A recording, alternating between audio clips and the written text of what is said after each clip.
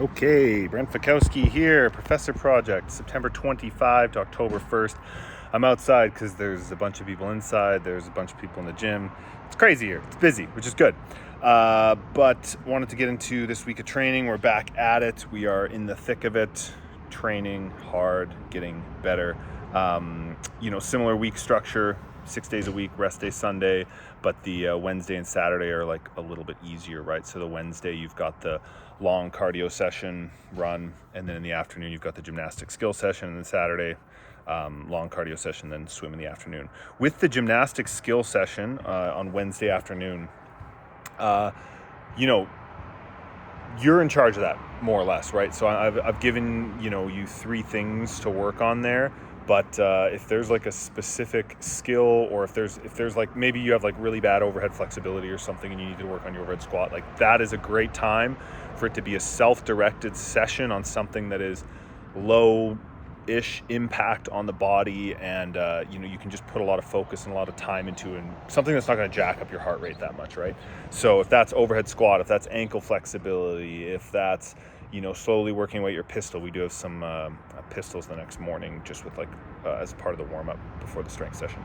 But that's the perfect time. Like I've got in the handstand drills there, but pick and choose stuff that's going to add value to your session, right? So that's going to be different for me than it is for you. I might not spend as much time like working on my bar muscle up technique. I've got that pretty much where I want it to be, and so when I work on my bar muscle ups, it's usually like in workouts. But if bar muscle ups is like a newer skill for you and you're trying to perfect them, or you're trying to get them for the first time and you need to do some drills, just go on YouTube, be like, first bar muscle up drills. I want to get my bar muscle up drills, and there'll be drills there like lat pull down, strict pull ups, turnover drills, banded drills, partner assisted, all that stuff. So Wednesday is a bit self-directed. We've got iso holds on Tuesday the 26th, upper iso hold pressing work.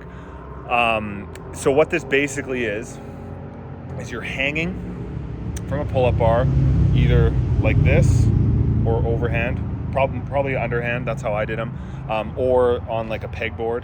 You can do it like that, and you're just doing one arm, and you're hanging at a 90 degree, and you're holding your entire body weight. Now, obviously, you can't do that. I can't do that. Maybe you can, but I know I can't. So what I'm doing is I'm putting you can either use a band for assistance, or I'm putting my feet on a box, and I'm pulling as much as I can and only using my feet as much as I need to, which I'm still putting quite a bit of weight in my feet, right? It's because I can probably only do a little over half my body weight holding like this, right? So I'm probably have 50 to 100 pounds on my feet. I've been meaning to actually bring a weigh scale in and put my feet on that, hold and look down at the weigh scale and see how much weight there is on there. I weigh 220 pounds, so I could see, I'm putting 50 or 60 or 100 pounds worth of pressure through my feet, and the rest of it is being the work to hold myself up is being done by my arm.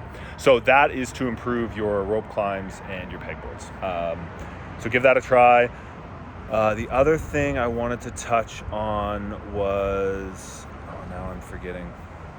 Hold on, let me find it in here. The thruster handstand push-up workout. Let me find it in here.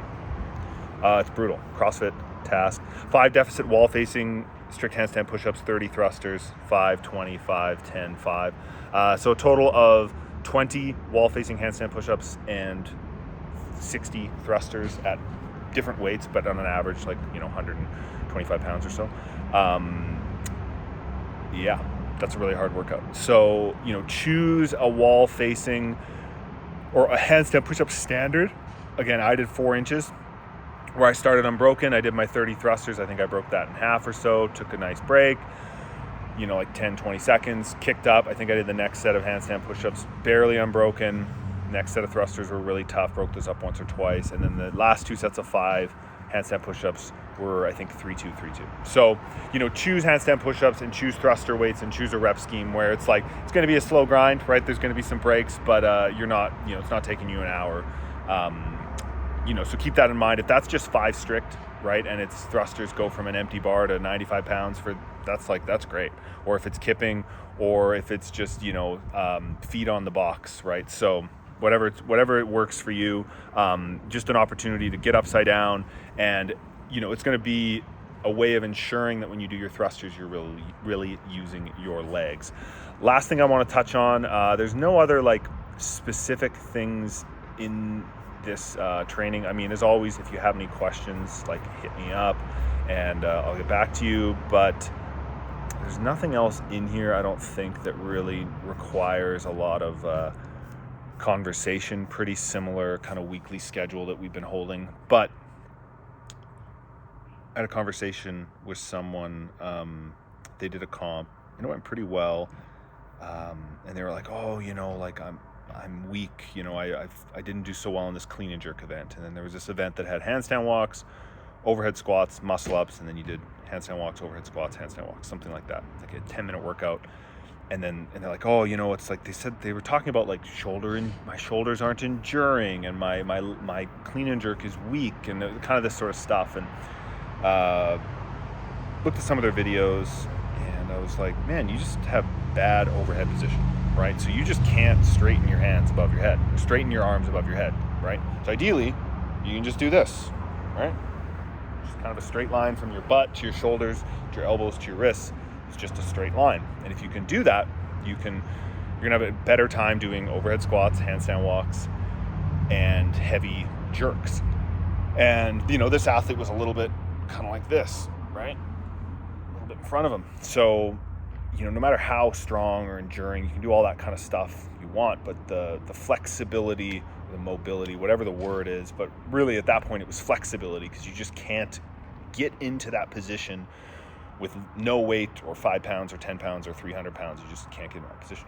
So, I was talking to this athlete, and the way that they'd been trying to improve those things that are problems, that are weaknesses, was by just like doing more jerks and like doing more handstand walks and like doing more, like just doing more, right?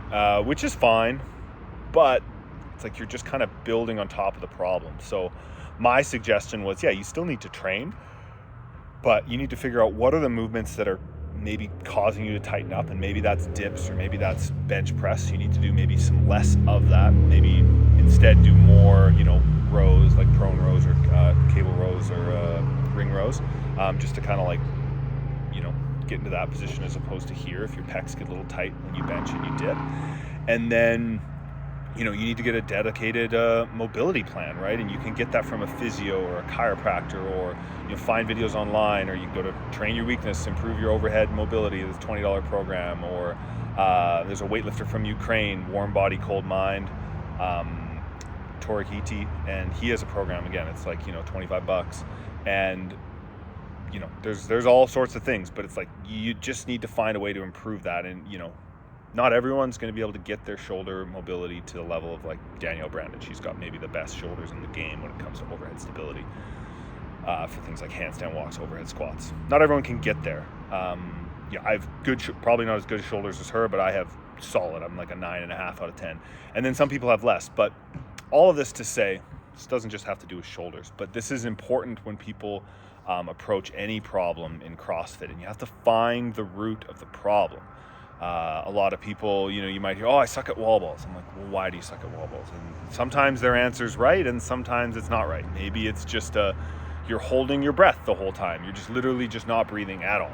You're just holding your breath, and then after 10 reps, you start breathing, but you just held your breath for 20 seconds doing, 10 squats. So of course you're going to be exhausted.